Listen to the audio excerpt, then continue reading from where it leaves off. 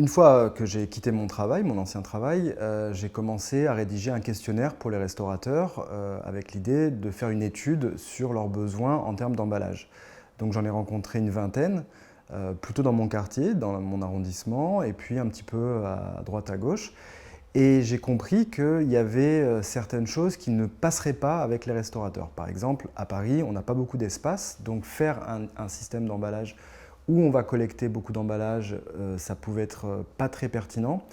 Donc j'ai approché, je dirais, toutes les limites de l'offre que j'aurais pu leur proposer immédiatement. Et à la suite de ça, je suis retourné donc voir ces restaurateurs avec une offre pour dans 6 mois. Et c'est là où finalement ils ont été intéressés. La seule chose, c'est que j'ai commencé par poser toutes ces questions à des hamburgers, tout ce qui était j'ai commencé par quelque chose que j'aimais bien en fait. Et du coup, c'était pas du tout finalement les restaurants type avec lesquels du moins je travaille actuellement. Quelque chose qui a été aussi intéressant dans mon parcours, c'est le fait d'avoir travaillé dans la restauration. Moi, j'ai fait des études d'économie, j'ai travaillé plutôt dans la maîtrise de l'énergie et les énergies renouvelables. Mais pour les financer, justement, j'ai travaillé dans des cuisines, à faire la plonge, commis de cuisine. Et j'ai compris comment fonctionnait un restaurateur. Il fonctionne avant tout avec le cœur. C'est-à-dire que c'est des gens qui sont passionnés, qui vont faire des repas, qui vont cuisiner des choses fantastiques, mais ils n'ont pas beaucoup de temps, ils ont peu d'énergie à nous consacrer, donc il faut savoir vraiment leur expliquer le fonctionnement de façon rapide, claire, efficace, avec leurs mots, avec une méthodologie particulière. Par exemple, le tutoiement, c'est quelque chose qui est très fréquent dans la restauration, et j'hésite pas à tutoyer les restaurateurs sans même qu'ils m'autorisent à le faire.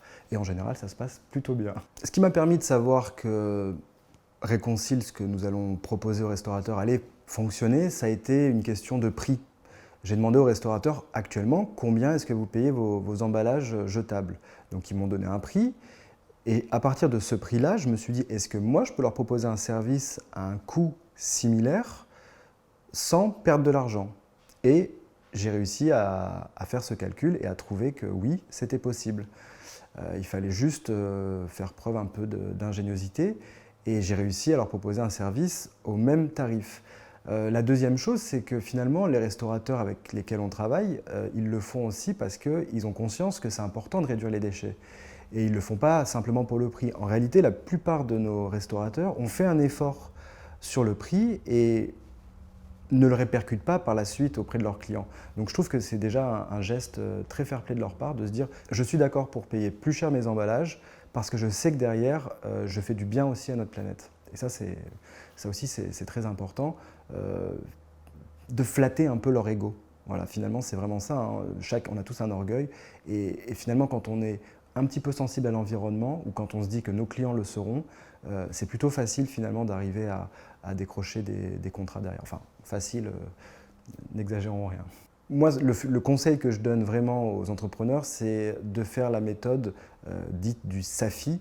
Donc le S, c'est la situation, de savoir quelle est la situation actuelle du prospect, ou du moins du potentiel client, les avantages qu'il en retire. C'est très très important de connaître les avantages qu'a une solution mise en place, de savoir quels sont les inconvénients, et finalement de pouvoir faire le lien et de trouver des failles.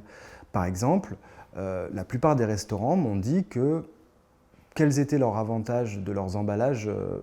Aucun. En fait, la plupart ne trouvaient pas d'avantages à leurs emballages. Par contre, ils trouvaient sincèrement qu'un emballage consigné était plus résistant, plus qualitatif. Et avec Réconcile, on a réussi justement à transformer cet avantage en l'intégrant dans notre offre.